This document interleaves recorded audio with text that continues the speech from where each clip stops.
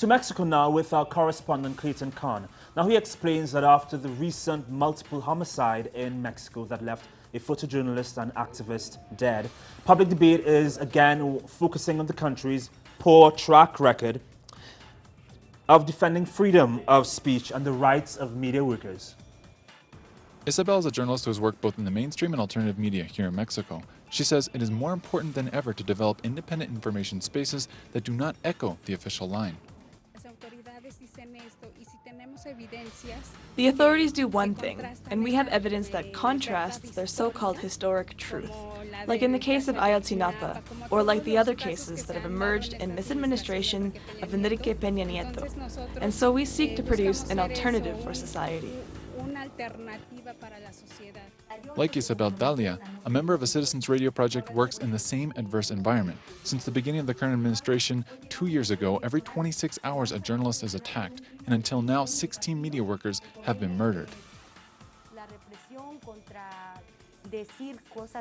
Repression that one faces while being critical of this system of life that we have implies a risk towards our media makers. And so we call for a tone of unity and search for the legal arguments, but also the legitimacy that our communities can give to cover and protect these media projects. Analyst Genaro Villamil argues that while statistics of violence toward journalists may reflect a need to control dissent or criticism, he also says the fact that the administration has spent more than $662 million in official publicity and image underscores the need to greatly influence public opinion.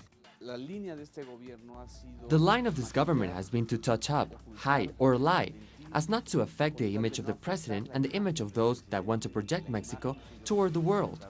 The only thing that they have achieved is the opposite.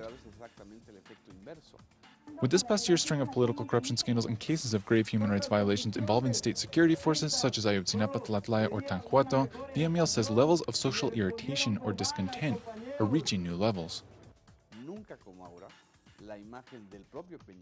Never before has the image of Peña Nieto has been more damaged, and never before has Mexico, instead of living the Mexican moment or the Mexican miracle, has lived this Mexican drama or Mexican tragedy.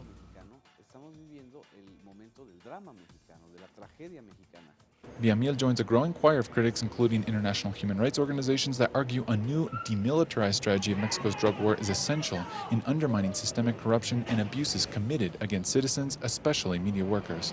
Clayton, TeleSUR, Mexico City.